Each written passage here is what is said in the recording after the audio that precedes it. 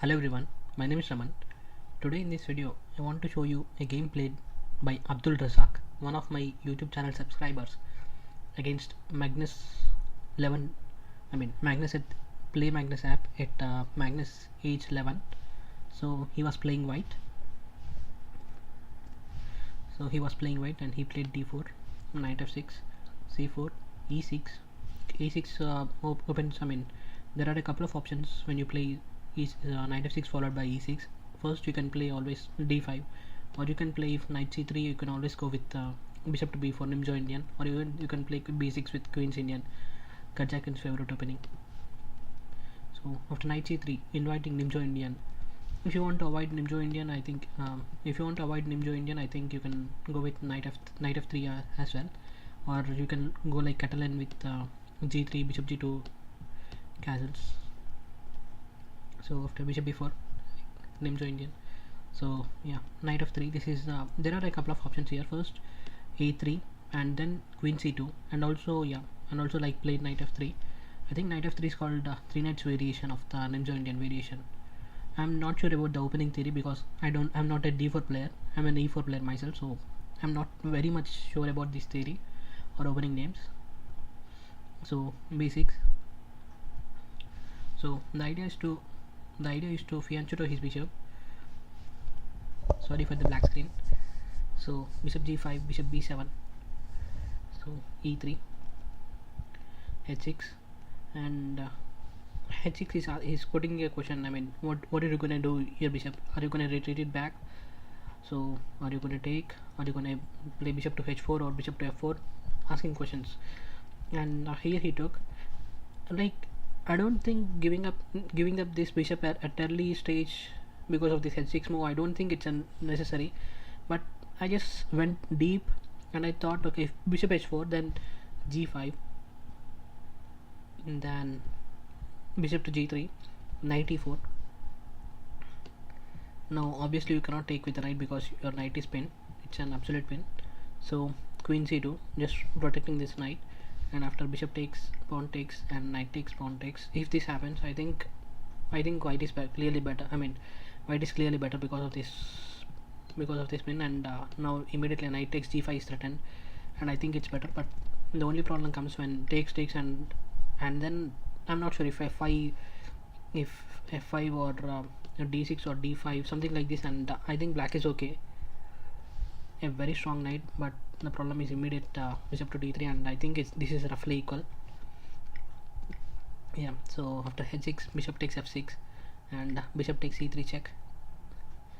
And I don't know why the computer gave up his bishop. I think why not simple? I thought why not simple?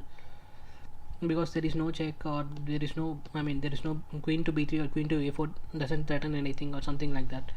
Maybe if takes, I think it is worried about maybe queen to b3, I guess. Maybe that's the reason I think it immediately took. And takes, and bishop to d3, and yeah, everything is fine. Roughly balanced game, roughly equal. The only problem is there's double pawns on the c file, but I don't think that those are a problem because Nimjo Indian players are very well known to those kinds of double pawns. So takes, queen takes, and pawn takes. So if you look at this pawn structure, black's pawn structure is completely very good. There are no holes, or there are no weak spots, or no weak holes, anything. Only thing is that the bishop can always jump to like this, but I still think playing c6 is completely fine, or completely fine, and everything is okay. So yeah, but if you look at this pawn structure, the only imbalance I found out is, so if the only difference is black has in the pieces, so black has a knight against white's bishop. So the problem is the knight, if the pawn starts rolling, the knight will get kicked around the board, and in a long range, I think the bishop will be better, but in a short range, the knight will be better. For example, if I don't know, if you say, let me show you the game, but I think this is a very important point to remember. Whenever there is a pawn center rolling and and your opponent has a knight, and the knight can kick around, and you'll get a lot of important tempes. Or the problem is the knight needs the knight needs some outposts. So because of the pawn kicks, because of the pawn kicks the knight gets kicked around, and it will be moving a lot, and in the meantime the pawns will be rolling. So that's the problem when you have a knight. Yeah, so let's see how the game continued. And f5. So e4 was played. I think here h4 should be played. Why? Because I mean in f5 the most logical continuation would have been, I mean if you expect something, I mean if f5, then I think g5 is the most most natural next move would be. So I think to stop it, I think h4 should have been played, but nonetheless e4. I mean if you have center, you need to expand the center, so center pawns you need to expand. So I think e4 is a complete logical move. After taking with the pawn, I don't think taking with the bishop would have been good, because simple c6 and then d5, and then this bishop will be like locked out. So taking with the pawn is a good thing. And knight c6. So this is what I'm talking about. Once the pawns start rolling, the knight will be getting kicked around the board, and meanwhile the bishop will open up its the bishop line diagonals will be open, and the bishop will become more and more powerful, and the knight will be restricted very to few squares. So that's what I was talking about. So king d2 and d5. So here Abdul Razak. So here Abdul Razak played d5, but I think king e3 should be played.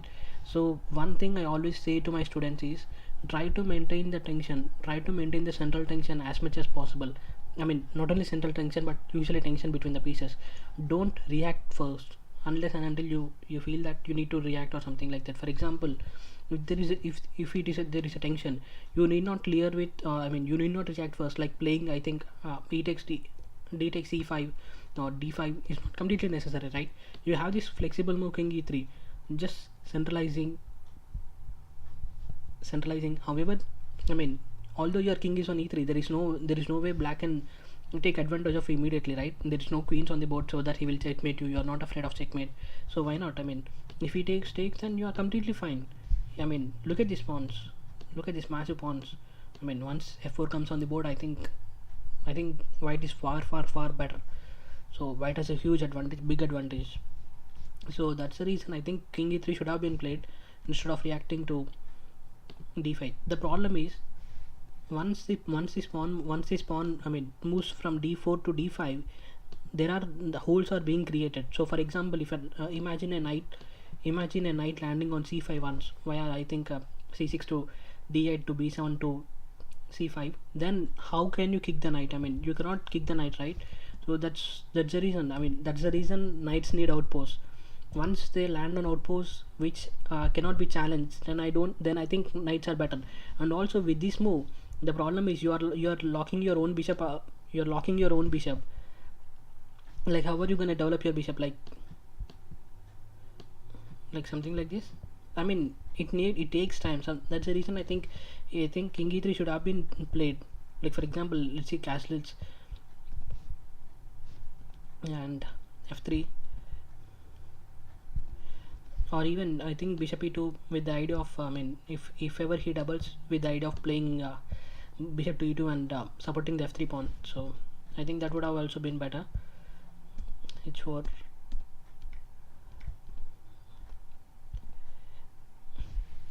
I mean 4k is threatened, so I think king d2 just trying to protect everything, protect these squares. I mean it's roughly equal, but at least I prefer I mean I would happily play with white. I mean because since my play would be very natural to play something like this, or even put a rook on g4 challenging this rook. And I mean look at this, my play would be completely easy to play. So that's the thing. Yeah. And after d5, knight e7.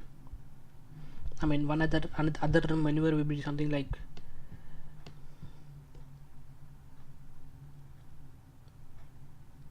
come on, Sorry for the black screen. I mean, I don't know it's white screen or black screen. I think I need to change the software, but this is a very free software, and this is an easy software, easy to use software. So that's the thing. I'm using this. So sorry for that. Yeah, I think knight e7 or knight d8 I would have been. I would think about knight d8 to b7 to b7 to c5, but that wouldn't be doing much because f3. I mean, once you play once you play f3 and e4 will be firmly protected, and king e3, and although it looks good, but it doesn't do much. So I think knight e7 is also okay. And the idea of knight e7 is some play g5 sometime and play knight g6, play land it on f5. That's it. And rook at g1, castles, king e3. See, the difference is, I mean, if you have played the king e3 at that instead of d5, your position would have been very very good, Abdul Razak. So king e3, rook f6. So I mean, his play is really simple, like double the rooks. I mean, play g5, land a knight on g6, play f5, and someday break the position. Then that would have been easier. So yeah, this is a very good check, because once the bishop lands on e2 and f3, then and f3 comes on the board, and then black's advantage would have been gone. So I think here it's a good thing. So also just a note, yeah, rook f8, and instead of rook g1, I think bishop e2 would have been good. Like bishop e2 with the idea of protecting f3 square would have been good. For example, bishop e2, rook f4, and the rook h1 is a computer move I didn't come up with. I thought about rook g1 with the idea of doubling or even exchanging one pair of rooks, but the computer came up with this. But I think, I mean, a more human way would have been played. But the problem is, I was worried about this move, rook h4. So that's the thing. I think that's the reason computer played rook h1 and then played h4. Maybe, I'm not sure. Or even, I mean, this is also completely fine. And white is slightly better. I'm sorry, black is slightly better, but because of this knight, I mean, this bishop is completely locked with its own pawns. Look at this pawn. Look at your color of the bishop and the pawns where your bishops are placed. Yeah. So after rook g1, rook f3 check. So I mean, you need to protect this pawn, right? You cannot go to king to d2, and you cannot play bishop e2 kicking the rook, because your pawn on f2 is hanging. So king e2 is forced. And the problem is now you cannot move your king, because f2 pawn falls. I mean, first of all, your bishop also falls, but if you ever try to move your bishop, your c3 pawn falls. So it's like you are being tied up. So, and after g6, Abdul Razak resigned here. I mean, you could continue playing here. I don't think resigning is a best option. I mean, you could still fight on. So one thing always you need to remember to become a good player is try to play on till the end, no matter what. Like, you have no counter play. Try to create some counter play. Like, I don't know, play rook b1, play next thread, play c5, or even, I don't know, a4, a5, something like that, and try to create some, try to open up some files. Like his rook, I mean, now his two rooks are tied down. Like, yeah, right now you cannot move your rook because your f2 pawn falls. You cannot move your king because your bishop falls. You cannot move your bishop because your c3 pawn falls. Right? I completely agree with you, but still you have this rook, right? You still have this rook, and you still have these two pawns. So try to create some counterplay with it. Just go on. I mean, you can always. I don't think h4 works, right? Yeah, you cannot play. Maybe you cannot play h4, but because rook h3 comes if you play h4. So maybe, but still you could. I think you can still play a4 and c5, something like that. You can still try to. You can always sacrifice a pawn and try to complicate the positions. Something like this. For example, even c5, and after b takes c5, rook c1, rook b1, just occupying an open file and now threatening rook to b7, something like that. You can always try something like that,